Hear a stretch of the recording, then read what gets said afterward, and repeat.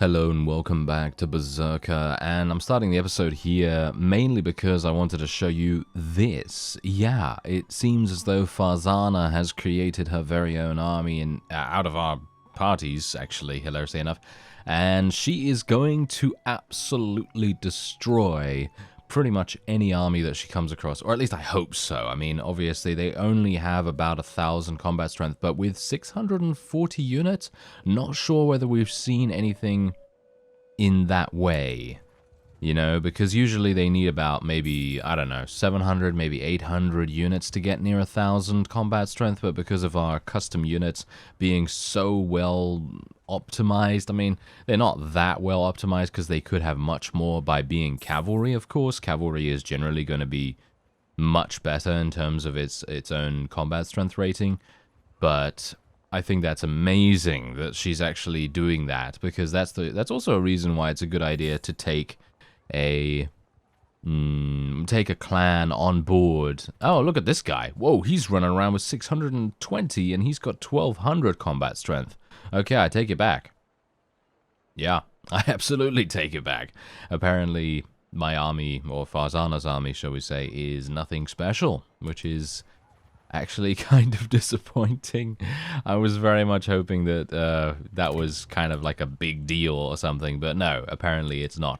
Anyway, I'm just waiting here at Epicrotea at the moment because I actually do have a little bit of an injury on my hands. I'm also going to be recruiting a couple of extra units, and then we're going to be heading on to one of these castles, because obviously Farzana is taking Omor. I was actually planning on taking Omor myself, but she's taking it right now, so I might as well just leave her to it and try to expand our territory elsewhere. And this is also going to give us a good opportunity to, well, shall we say, distract the opponent in a significant fashion. So maybe they're going to come over to me instead of attempting to take out Farzana. She is now giving up?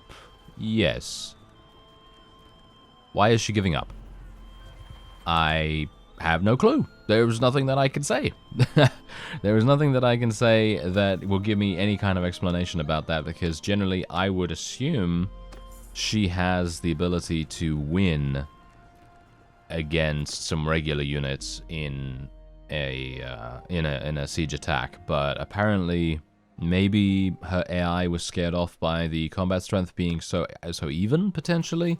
I mean, we know from past experience that combat strengths are, you know, they're a little bit finicky in the way that they work, because sometimes, like for example right now, look at the combat strength we have right here. It's pretty even, but an AI might decide, hey, you know what, this is too risky, let's not do this. And then they might decide to go somewhere else and focus their attention on doing whatever. But yeah, generally, I'm a bit disappointed by that, because I thought to myself, whoa, Farzana's really, you know, taking initiative here. And I thought, wow, that's great, you know, that's super unheard of. At least for me, you know, whenever I create my own faction, usually my forces don't do that kind of thing. But maybe it's also because I have my AI priorities on defensive. But if I thought that, I would never have expected them to create their own army to begin with, you see, because they're creating their own army. They're going over there by themselves without me having to tell them to do that. And it's completely independent, so that was kind of surprising in itself. Cannot believe I missed this guy so many times already. What? How is that guy defending so dramatically well? Oh, that was great. Wow, what a beast. What a beast he was.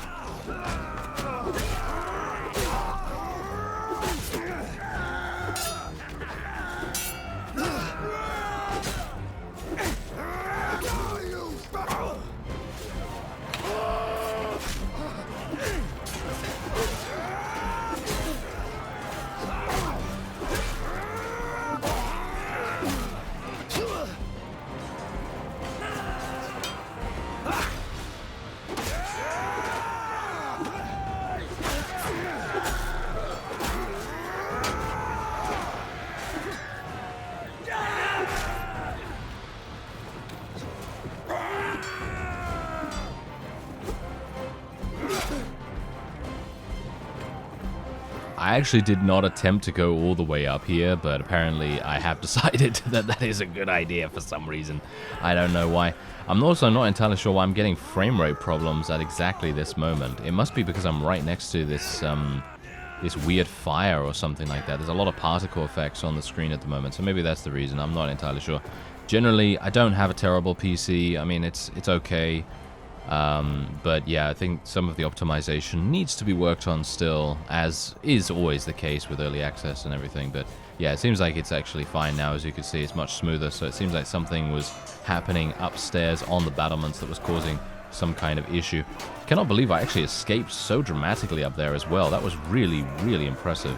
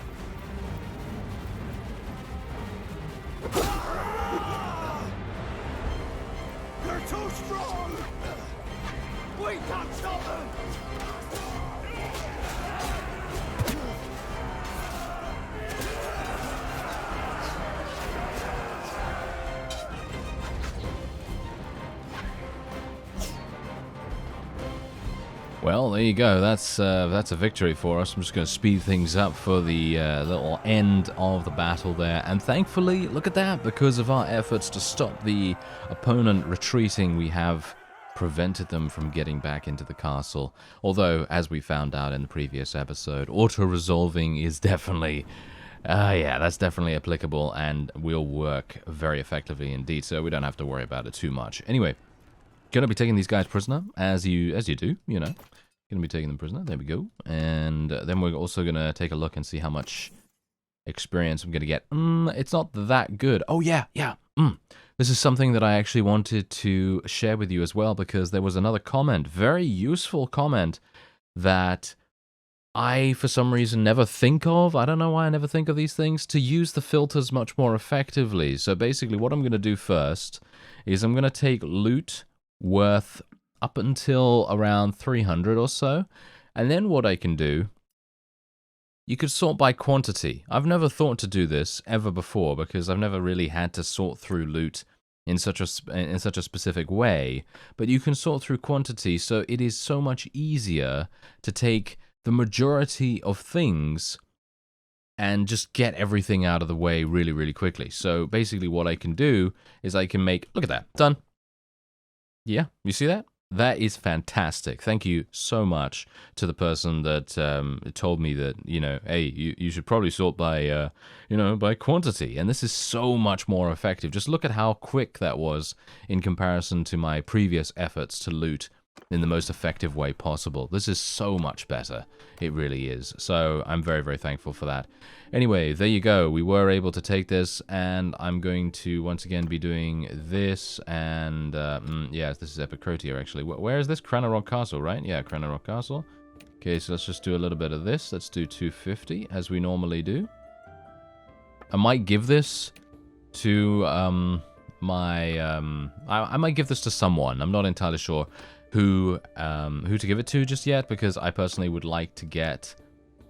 Oh well, their loyalty is already pretty fantastic, so it basically makes no sense whatsoever for me to worry about that, really. But generally, I think it would be quite good to get their statistics up a little bit. Oh yeah, that's actually something that I wanted to touch upon as well. Epicrotea has no food remaining, apparently, in their Manage Town menu, according to some of you. So I'm going to go back there. But what I'm going to do first is I'm just going to wait here for some time, because I have a feeling that there might be there might be someone in the area that wants to take Kranirog Castle back, and I would much prefer not to let that happen. Even though, in my opinion, I think it's going to be very difficult for someone to take this so easily. Oh, there's only 400 units in Varcheg. That's looking pretty fantastic, actually. Yeah, that's looking pretty amazing. Okay, yeah, as you can see, there's only 16 defenders in Kranirog at the moment. Okay, I'm going to go back to Epicrotea, and if Kranirog gets taken... Ah, hello. Yeah, this is what I was talking about.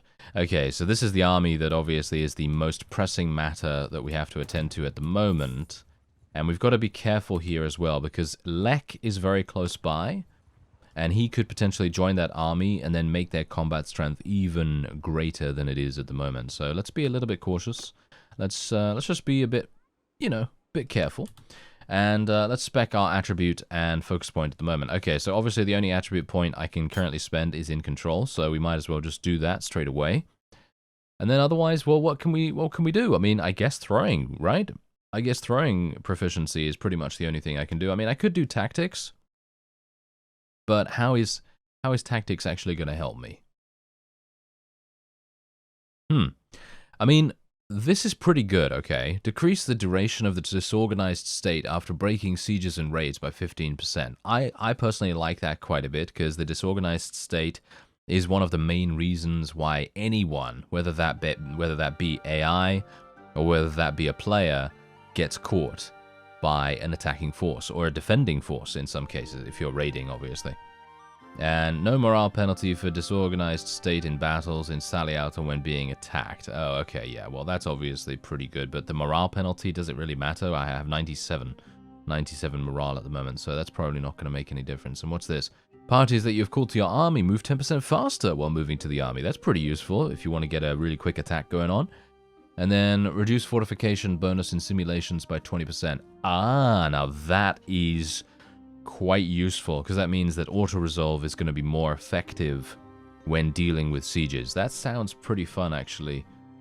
Yeah, I'm going to go for throwing for the moment. I don't think tactics is really that useful at the moment, so we're just going to be going for throwing, because obviously all of our units use throwing weapons, so if there are any perks coming up that are going to, you know, benefit our main forces, then I think that they are very worthwhile to invest in.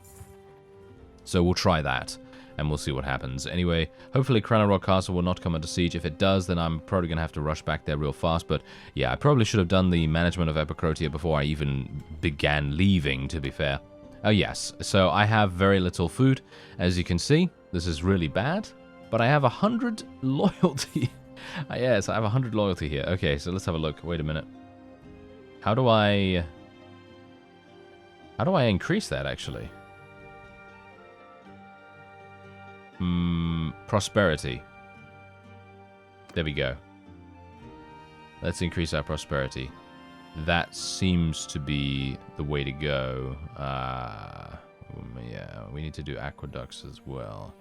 This is basically pointless for me to do right now, so I'm going to cancel this. Going to cancel this. Training fields, that's also pointless. Marketplace, pointless. Aqueducts, that could be useful. So we'll do that. I mean, here's the thing, okay? When I say pointless, I'm not saying that they are generally pointless overall. I'm saying that they're pointless for me at the moment because I want to focus on a particular statistic first. That's what I mean when I say pointless. So don't take it to heart that I'm saying that this, and this is pointless, because generally none of these are pointless. They're all useful in some way. But I just want to try to, you know, increase a certain attribute at the moment and try and rectify the situation with the food. So this is kind of interesting. I'm not entirely sure why it's so bad, because, I mean, apart from the fact that obviously aqueducts could be useful, but look at this. Orchards are giving us plus 18, and we have plus 600 bonus to food reserves. So I'm actually not entirely sure why that is happening. It's probably because there are a bunch of tasks that we could potentially do, and probably because there's a lot of war in the area as well, so a lot of the supply is being stopped. But you know what I'm going to do? Let's head on to Omor and see if I can maybe take that, because I'd like to see exactly what kind of garrison is available there. As look at that, it's even less. It's even less than Varchek. I'm really surprised that Farzana did not decide to take this. What do they even have? Nothing good. Ah, look at this. Alright, so we have Farzana's army coming across Lashanek right here, and his army. So hopefully they're going to clash, because it's pretty easy to assume which one's going to win. I mean, you can clearly see from the numbers which one will prevail. And Farzana's actually wanting to take Balgard now.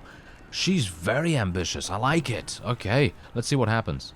Oh, well, apparently this guy wants to attack me, which is to be expected, and I don't blame him. I certainly don't. But he is way too late. He is way too late. So, yeah, we'll see what we can do. Let's just try and speed things up. Get all the way over here to the ladder. Thank you very much. And now I'm going to try and get in here as soon as I possibly can. I will try something a little bit different this time. So when I get onto the battlements, I'm going to try to get to the middle gate. I'm going to try to get to the middle gate, and I will try to open that up for my forces really fast. And then I'm just going to tell my people just to charge in. Just straight up charge in. And then we'll see what happens with that. I'm going to take out a couple of archers along the way.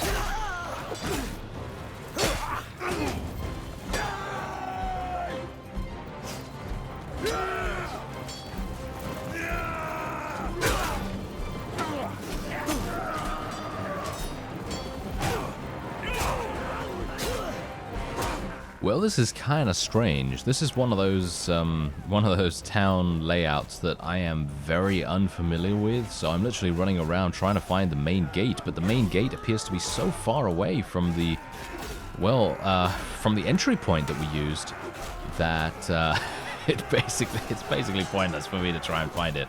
Okay, there we go.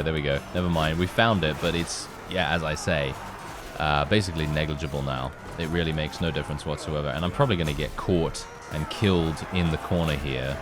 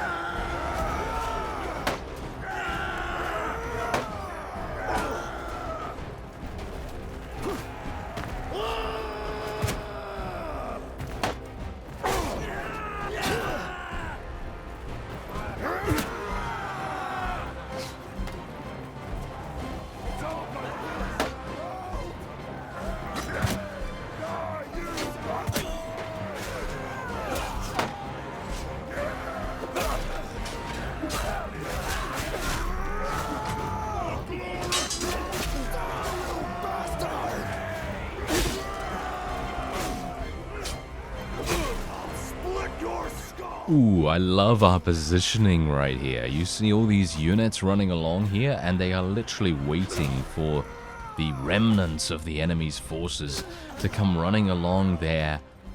Well, I mean, what is it other than a retreat path? Yeah, it's exactly that. It's pretty crazy. Alright, so let's just speed things up real quick. Get the last remnants of the enemy eliminated. And there you go. And we don't even need to deal with the castle either because my forces were so smart about things. It might also be because I took all of those units on kind of like a merry chase.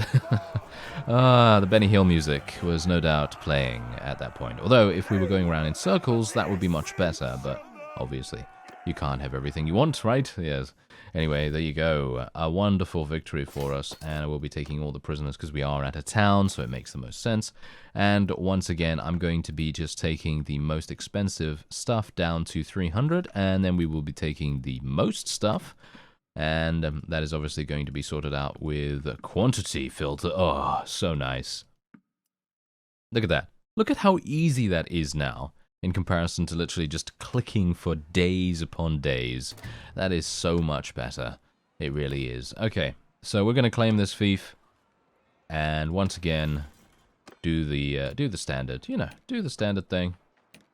And we're just going to... Whoa, this has a massive garrison, but no, I'm not going to go for such a big garrison. I think that's a little bit overkill. You know, I mean, if I wanted to, I could make pretty much every single one of my garrisons, especially ones that have this many upgrades. I could make them almost impenetrable, but I don't want to do that because I personally feel like that is, as I say, I feel like that's overkill. I feel like if I did that, it would basically make every single action that the enemy AI takes pretty much pointless, and it's going to make all of their efforts, well, amount to zero, which is not that fun, in my opinion. I feel like if you completely eliminate every single opportunity for the AI to fight back, then it's pretty much a foregone conclusion what is going to happen. But I don't want to do that because obviously I'd like to have some unpredictability in the game.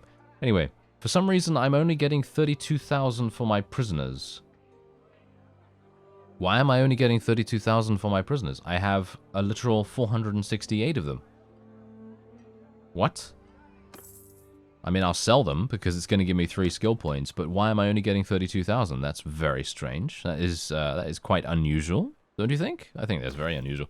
Anyway, we have 70,000 right here, so I'm going to just be selling everything that I can. Actually, you know what? I'm going to sort it by quantity because that has proven to be much more effective recently, and I thought, okay, let's do it. You know, let's do that instead so we can shed the most weight possible and get some good cash in exchange as well. And there you go. Look at that. I'm going to leave them with a little bit of money, and we're just going to wait here for some time. This guy is going to leave. Farzana, yes. Give chase. Yes, she's running after him. Very nice indeed. Okay, lovely. I love that. That is super, super fun to see. All right, so how we doing? How we doing? Not too bad, right? Not too bad so far. I mean, obviously, we do have a... Oh, what's going on here with the Southern Empire? I should really take a look at who the Southern Empire is at war against. I mean, I don't really...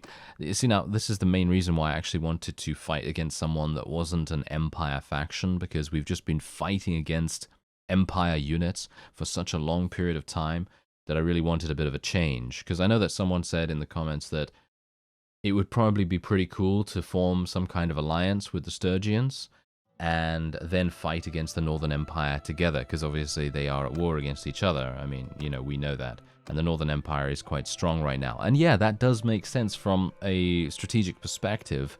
However, as I say, I didn't really want to fight more Empire units. That was the only reason why I decided to fight against the Sturgians instead here. But yeah, anyway, Southern Empire, who are they at war against? Oh, okay, that's kind of bad. They're at war against the Azerai. As you can see, the Azerai are very strong right now, and we're going to need to get to them at some point, but thankfully not just yet. Not just yet, not just yet. We can leave them alone for a while longer, I think. And otherwise, shall we see if Farzana has caught up to him? I think she's not fast enough because she mostly has infantry units. She's going to need a huge amount of horses. Oh, wait. Oh, did they catch up? I think they caught up because there was a stray party nearby. Yes, they did. Look at that. Oh, now that's amazing. That is absolutely amazing. Okay, you know what I'm going to do? I'm literally going to go to Varchek. I'm going to just go right on by here. They have this in the bag. There's nothing I need to do to give them the victory or to assist them in any way. They have completely and utterly destroyed that army in every single respect, so I don't even need to assist. And we can now head on in to Varcheg as well. Let me just take a look at my thrown weapon proficiency. As you could no doubt tell in that small little Benny Hill moment where I was getting chased all over the map, I was using my thrown weapons a little bit, and this is obviously going to make a big difference to what we can go for here. Alright, so you can zoom in 25% more with thrown weapons, and you can also increase security of your governed settlement by 1. That's pretty good. The security is pretty good, not the zoom in. And the throwing weapons deal 50% more damage to enemies with less than 50% HP left. So in other words, it's a nice little finisher. And I think that's pretty good. The morale, on the other hand, I think it's okay for a 150 skill level perk. I don't mind that whatsoever. But just purely for the fact that I want the 50% more damage to enemies with less than 50% HP left, do I want that even? Is that even useful? Because most of the time, if you're going to hit someone with a thrown weapon, they're more than likely going to die in one hit anyway. And if they don't die in one hit, you're hitting them from full HP, and then it's negligible and doesn't actually help you in the least. So I'm actually going to be taking the increased security of the governed settlement. I'm going to take that instead. It's a bit of a toss-up, really. You can decide what you want depending on your personal preference. I mean, that's the reason for these perk trees in the end anyway. It's all a personal preference. You know, you build your own character however you want to build it, right? Anyway. Ooh, plus 50% damage to headshots with thrown weapons. I mean, already we are killing people in one hit with headshots. So 50% extra damage makes no difference whatsoever. Tier 2 plus troops are 20% cheaper to recruit. I don't care about that because I'm swimming in cash, so I'm all good with that. Infantry upgrades are 20% cheaper, and governed settlement gains 0.5 militia per day. I will be taking that just purely for the militia gain. That's it. And also, infantry upgrades being 20% cheaper, I guess, is alright. I mean, that's alright, you know, not too bad. Anyway, let's see what we can do here. Now, bear in mind, the enemy does have a significant amount more units than we do in this particular siege. But if you take a look at what they actually have, you can see that their composition... This is also the main reason why whenever I get a question in the comments, like, how are you, you know, how are you doing this with so little casualties? Or, you know, why are they falling before you so fast? It's just purely for it's purely because of their composition. That's it. There is no other difference. It is purely because of that. If they had the same kind of combat strength that we did in terms of composition rather than numbers, then they would win every single time. And that's the reason why I've had to be very careful about, you know, certain armies in the past engaging upon us, because if they engage upon us and they have a significant amount more combat strength, and I'm not talking about just 100 or 200 more combat strength, because we can achieve something, albeit against the odds, but we can achieve something even with that disadvantage. And that is just purely for the fact that our units are working well together, my orders are decent, they're okay, you know, and so on. But generally, if I'm up against someone that has, I don't know, let's just say that they have 1,000 units or something and I have 300, it is most likely that I'm going to lose. There's not really much I can do about that. Oh, this axe is fantastic at destroying the gate. I love it. Nice. I'm actually going to destroy this right now, and I'm actually going to just tell people to charge in. There we go. Because now they can't close it, you see. Now they can't close it. And even though I don't have a battering ram, it doesn't really matter because I'm going to be, you know, just getting all these guys to come over here. And that's exactly what I want them to do. I want them to come over here and try and close the gate. And that is making all the sense in the world because we're basically baiting them. You know, we're baiting them into a situation where they are going to walk through here and they're coming to me, you know? I'm basically telling them, hey, come over here. I want to slaughter you. Yeah, that's basically what it is. Anyway, I'd like to level up my thrown weapons, so let's see if we can find an opportunity to do that. I'm only 5 points away from 200.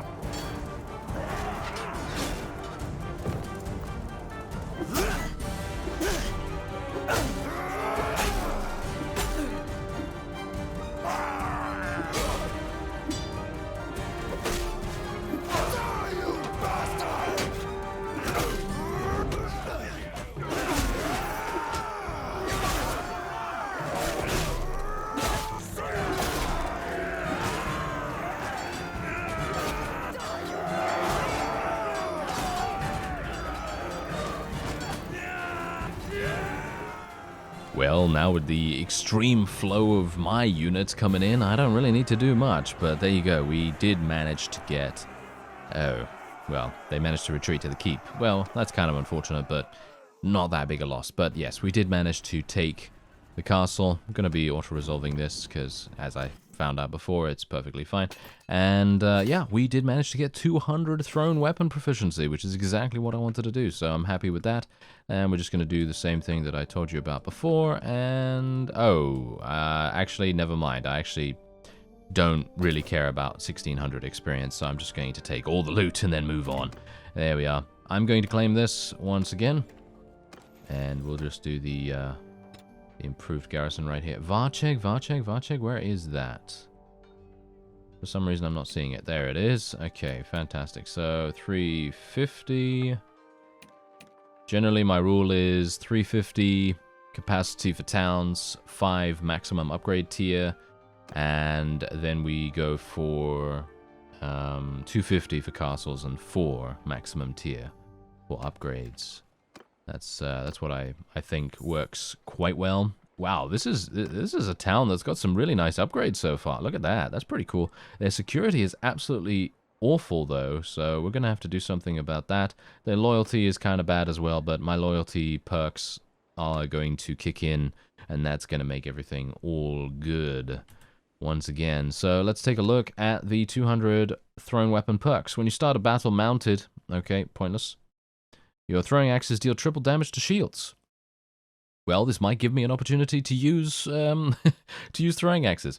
Troops and yep, this is one of the best perks I've ever seen in the thrown weapon tree? Yeah, talent tree or whatever. This is really, really good. Just purely for that 50% more damage to shields with throwing weapons, and this gives me a literal reason to change their equipment as well, because if I give them axes, they're probably going to be doing even more damage to shields, and they're going to be even easier to use as well, because obviously javelins have a very slow wind-up time and everything, so it's a little bit harder for them to use that stuff, but I'm very, very pleased about getting that perk now. That's going to make a huge difference to their effectiveness. Anyway, we were able to expand quite dramatically here. We took Kranirog Castle, Omor, and Varcheg, and now there's only 3 fiefs over to the west of us, and then obviously they do have, well, a bunch more over to the east, but that is really not that big a deal, because I don't think we're going to... I don't know, we might make there in time, because we have 38... I mean, they have 38 war exhaustion, so it really depends all on that. But at the moment, I thank you very much for watching, and I'll see you next time.